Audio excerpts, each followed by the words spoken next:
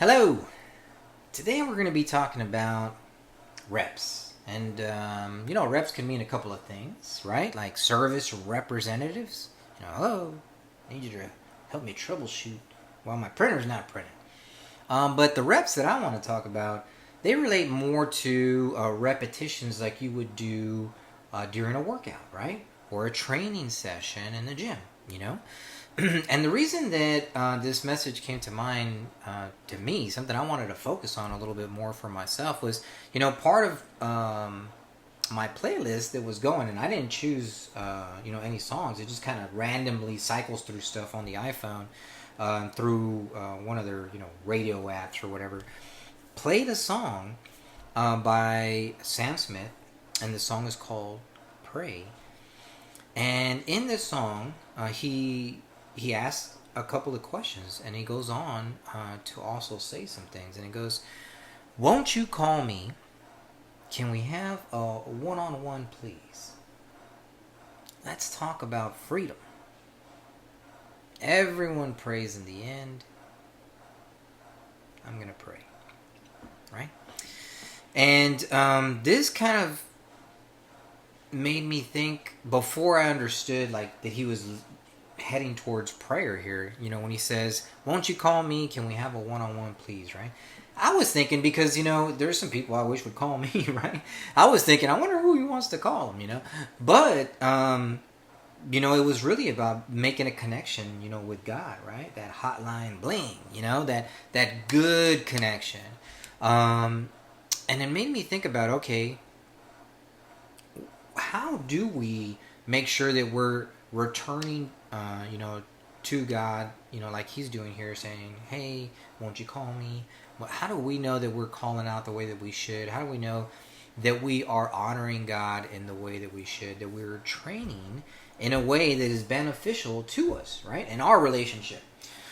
Well, God helps us out in telling us what training can do and what we should be focusing on training with. In the story in Genesis chapter 4, he's talking with Cain. And at this point, Cain has done something that he thought was beneficial. He thought it was a positive. Something he thought was bringing, something to someone that would be seen as, hey, that's nice. Thank you for doing that. And it's not that a sacrifice or a gift isn't nice. It's just, could things have been better? And, God had already talked about, for example, how things should have been delivered to him.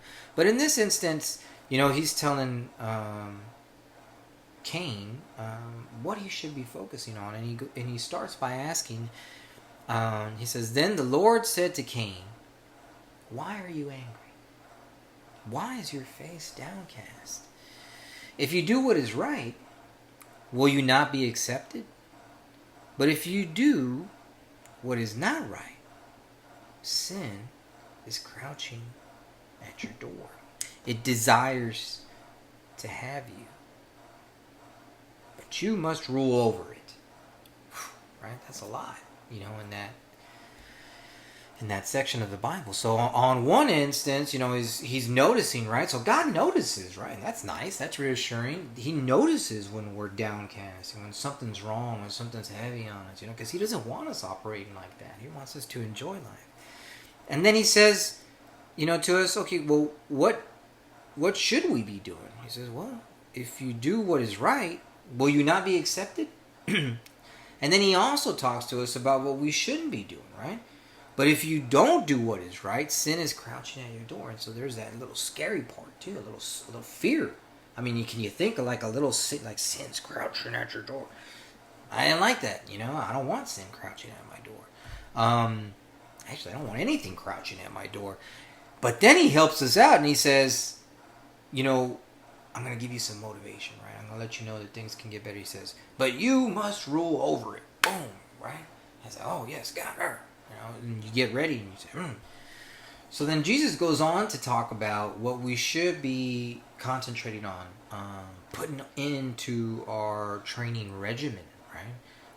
What are the supplements? What is it that we need? And he says in Luke chapter 11, no one lights a lamp and puts it away in a cellar, nor under a basket, but on the lampstand, so that those who enter may see the light. So a light is something that you want to show off. Well, your eye is the lamp of your body. When your eye is clear, your whole body is also full of light. But when it is bad, your body also is full of darkness. So watch out that the light in you is not darkness. Therefore, if your whole body is full of light without any dark part, it will be wholly illuminated as when the lamp illuminates you with its light. Oh, that's warm. I can feel like a warming, just reading that and saying it out loud, actually. That's pretty nice stuff, but there's some scary stuff in there too. He talks about the darkness, make sure that your light is not darkness. So what brings you joy, what you're letting in and around you, should not be darkness, right? It should be things that produce light, good things, and God goes on to tell us more about how we should be training in the book of Joshua. Chapter 1, he says, keep this book of the law always on your lips. Meditate on it day and night so that you may be careful to do everything written in it.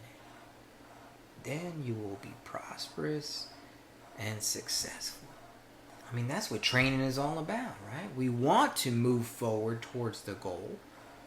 We want to attain the goal. We want to hold on to. We want to get it, right? We want to run a race. Give me my trophy. I want what I'm working towards, And he says, well, if you keep this book of the law, always on your lips, then you will be prosperous and successful.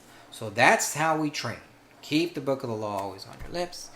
And then, Paul goes on to, in a letter to Timothy, say, have nothing to do with profane and foolish tales.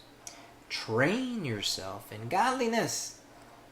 For while physical training is of some value, godliness is valuable in every way, holding promise for both the present life and the life to come. The saying is sure and worthy of acceptance. So, stay away from the slander and the gossip and the things that aren't going to bring the light, right? And so lastly, you might be thinking, all right, Sam Smith singing about praying, here we were talking about training. What is this all about?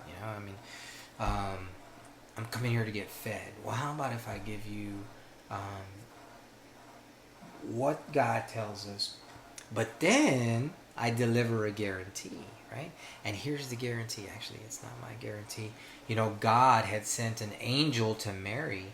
And in chapter 1 of Luke, the angel says, for no word from God will ever fail.